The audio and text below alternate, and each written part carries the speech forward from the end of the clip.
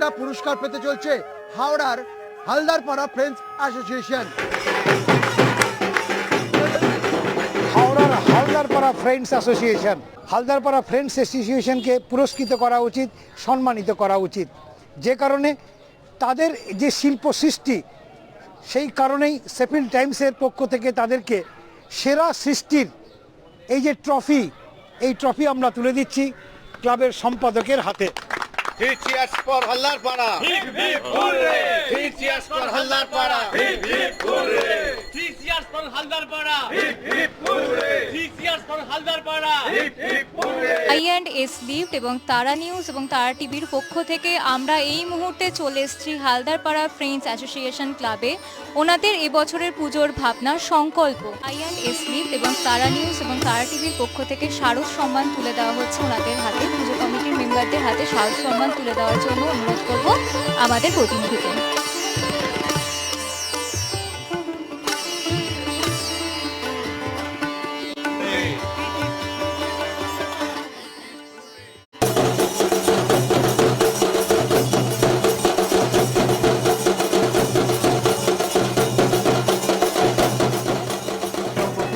Haldarpara friends অ্যাসোসিয়েশনে তো আমরা এখন পাশে পেয়ে গেছি ক্লাব কর্মকর্তাদের। তো একটু আগেই জার্জিং রাউন্ড হলো, তো আমরা এখন জিজ্ঞেস করে নেবো তাদের সেটি কেমন লাগলো। তো দেখুন, আপনারা ফার্স্ট রাউন্ড থেকে সেকেন্ড রাউন্ডে উত্তীর্ণ হয়েছে। আমরা হাওড়া জেলার বিভিন্ন মণ্ডপ ঘুরতে ঘুরতে এখন চলে এসেছি হালদারপাড়া ফ্রেন্ডস অ্যাসোসিয়েশন ক্লাবে।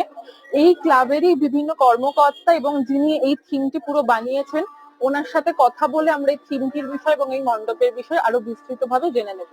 আসুন। নমস্কার, আপনার নাম? আমি অনুপম মিত্র। আচ্ছা, আপনি এই ক্লাবের সঙ্গে কত বছর ধরে যুক্ত রয়েছেন? অনেকদিন ধরে, বেশ মানে 10 বছর হবে, 10-12 বছর।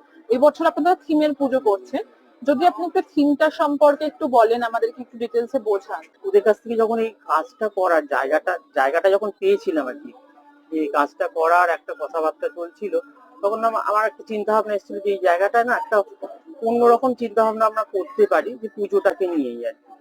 তো সেইটা থেকে একটা মনে আসে যে আমাদের মা কাকিমা ঠাকুমাদের যে পুজোর ব্যাপারটা, যে কিভাবে আমাদের নামে উৎসর্গ করতেন, সংকল্প করতেন, সেইটার যদি আমরা সেই আঙ্গিকে যদি এখানে পুজোটা করতে পারি, তাহলে নতুন প্রজন্ম কিন্তু তারা ভাবতে পারবে, তারা চিনতে পারবে যে কি পরিস্থিতির মধ্যে দিয়ে আমাদের এই পুজোটা বা আজকের দিনে আমরা পৌঁছেছি। তো সেই থেকে আমার এটা চিন্তা ভাবনা হয়েছে এবং সেটা আমি করার চিন্তা ভাবনা করেছি।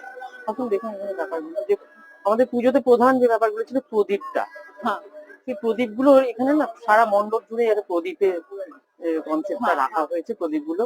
তারপরে এই যে গৌরাঙ্গ ছিল, ছোট ছোট মাটির পুতুল, যে গৌরাঙ্গ অনেক ছিল আর কি, নিতাই গৌরাঙ্গ বা শ্রী চৈতন্যের, সেই ব্যাপারটাকে আমরা খুব সহজ সরল করার জন্য যে ঘরে করেছি আর কি। আমাদের এখনো পর্যন্ত দেখা যায় যে মেদিনীপুরে বন্যা টন্যা হলে সেই সমস্ত লোকগুলো খোল বাজিয়ে আসে আর কি।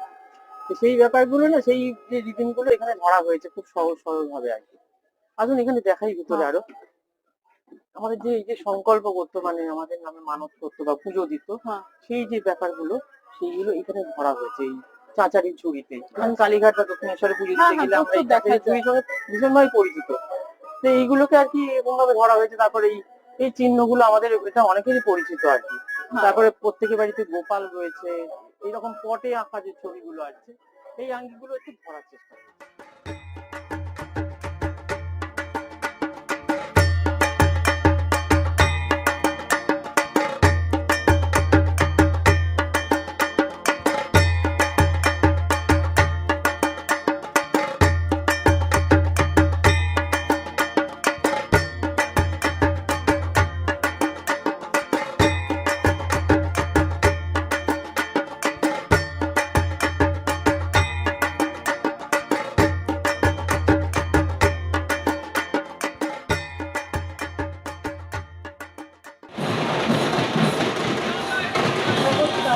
হীরক জয়ন্তী বর্ষে হালদারপাড়া ফ্রেন্ডস অ্যাসোসিয়েশনের প্রতিমা নিরঞ্জন যাত্রার দৃশ্য দেখুন।